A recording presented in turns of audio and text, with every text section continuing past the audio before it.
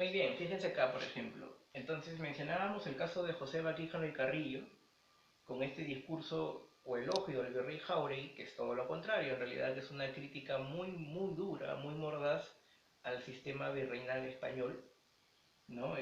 Mostraba la indiferencia, mostraba, por ejemplo, las distinciones que se hacían entre los criollos y los peninsulares y el sistema de explotación en el cual pues eran víctimas, ¿no? La gran masa indígena. Y el caso de Toribio Rodríguez de Mendoza, considerado como el maestro, ¿no? de los próceres, fue rector del Real Convictorio de San Carlos. Lo mencionamos ya en alguna clase pasada, que el Real Convictorio de San Carlos se crea cuando se expulsa a los jesuitas de territorio americano. Sin embargo, el Real Convictorio de San Carlos se convierte en un centro ideológico, ¿no? de la Ilustración, con ideas nuevas. Justamente Toribio Rodríguez de Mendoza es quien trae estas ideas nuevas, cambiando el modelo escolástico, un modelo pues medieval, antiguo, y trayendo las ideas del racionalismo, ¿no? que son ideas ya venidas pues desde Francia, o impulsa mucho las ciencias naturales, las ciencias exactas, ¿no? Es acusado de conspiración contra el rey de España en lo que se conoce como las conspiraciones carolinas, sobre todo pues en factores ideológicos, ¿no? Es uno de los grandes impulsores, ¿no? en una educación pues marcada por la razón, marcada pues por la igualdad de las personas, ¿no? Es justamente uno de los centros, junto con San Marcos, el Convictorio de San Carlos es uno de los centros, digamos, que formaron a los líderes, ¿no? en que estaban a favor de la independencia. Otro personaje es, por ejemplo, el caso de Hipólito Unanue. Escribió con el seudónimo de Ariosto, también fue un asiduo redactor en el Mercurio Peruano, ¿no? este diario ilustrado. Fundó el Colegio de Medicina de San Fernando y además también es acusado o fue acusado en su momento de conspirar contra el rey de España en las llamadas conspiraciones fernandinas. El tema de ser acusado, ¿no? por traición a España o por traición al rey era una de las constantes pues, de la época. ¿no? Era muy común, sobre todo si estabas pues, en el sector intelectual pues, que ellos consideraban equivocado. ¿no? Entonces, por ese lado, eh, tenemos en los que solamente quieren una reforma, más no la separación, el caso de José Vaquijano y Carrillo, el caso de Toribio Rodríguez de Mendoza y el caso de Hipólito Unanue.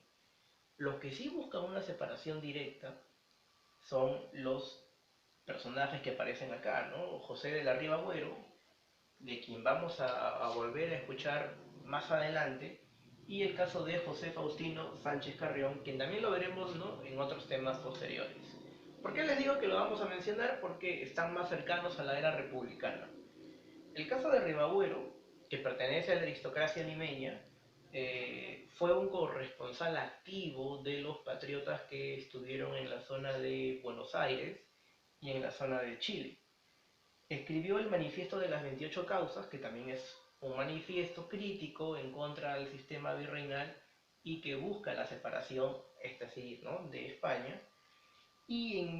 Perteneció también a la llamada, o fue acusado de la llamada conspiración de los oratorianos, y en 1823, este es un detalle importante, ¿no? para ti, se convierte en el primer presidente del Perú a través de un golpe de Estado, que es la tendencia o es, digamos, la marca, ¿no?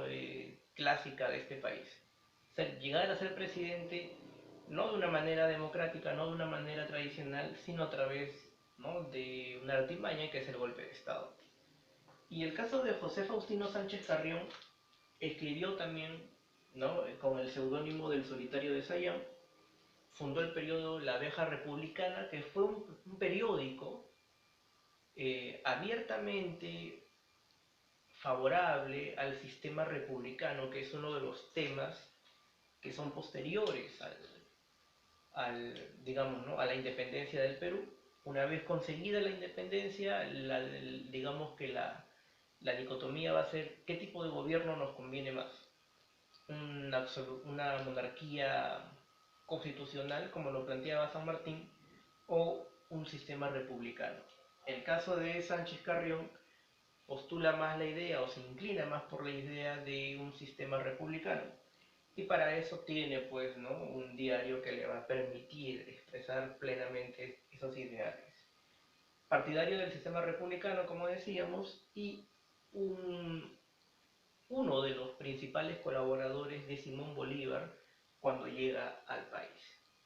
Fíjense acá, por ejemplo, en lo que viene a ser la crisis de la monarquía española, o cuando se agudiza en todo caso, ¿no? Tenemos a estos ideólogos por un lado, pero algo que va a acelerar todavía más la caída de España, o al menos de la pérdida de sus colonias, va a ser lo siguiente. Por un lado, un poder amenazante se cernía sobre Europa, que es el caso de Napoleón.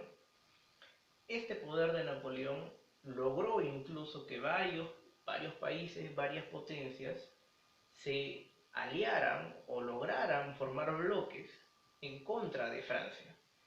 Pero muchas veces fueron derrotadas por Napoleón y en este caso cuando hablamos que una cuarta coalición se alió contra Francia, esta también va a ser derrotada, no va a ser la excepción. ¿Cuáles son las consecuencias? Francia impone una sanción comercial sobre Inglaterra, un bloqueo comercial. Se le prohíbe o busca que la mayoría de países derrotados no comercien con él, para romper, digamos, ¿no?, la economía inglesa, cuyo o uno de sus fuertes es justamente el comercio. Sin embargo, Portugal desobedece esta medida y frente a ello, Francia lo que va a hacer es invadirla. Y para invadirla necesita pasar por España. Justamente por eso coloco acá el llamado Tratado de Fontainebleau, ¿no?, de 1807, en donde Francia pide pasar por España para poder, digamos, invadir Portugal.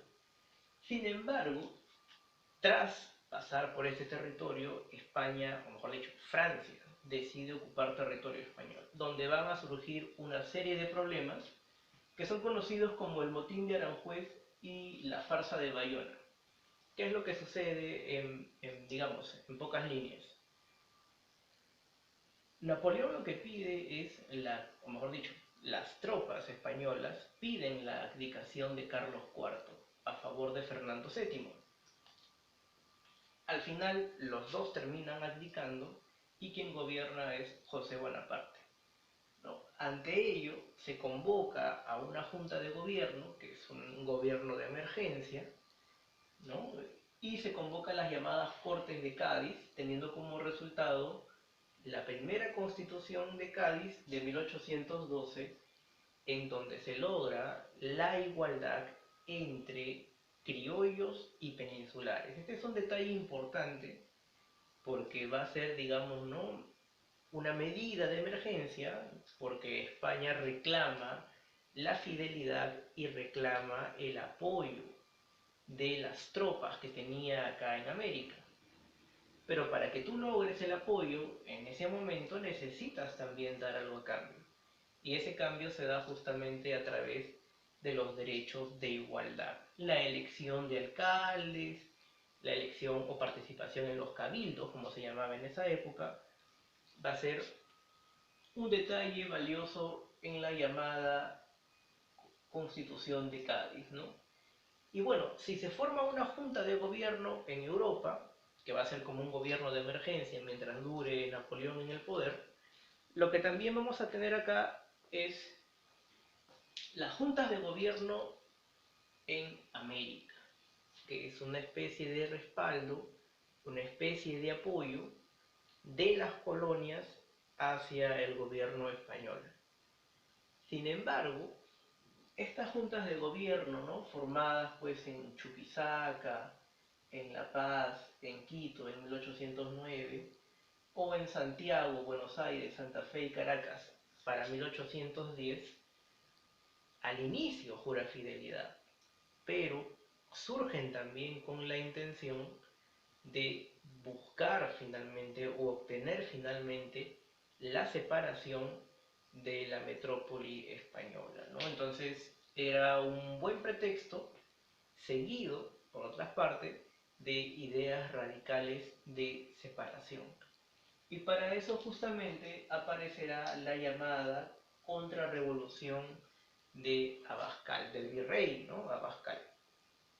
Entonces, poniéndolo en perspectiva, España no solamente ya tiene problemas económicos, sino también tiene problemas militares. Ha sido invadida por Francia, ¿no? Y sus colonias están, digamos, ¿no? Planeando cómo darle o asestarle el golpe final para que finalmente quede pues en una separación, ¿no? Oficial a través de la independencia. ¿Qué es lo que vamos a ver en las siguientes clases? Pero ahorita vamos a explicar un poco la contrarrevolución de Bascal y cerraremos pues con las rebeliones criollas del siglo XIX.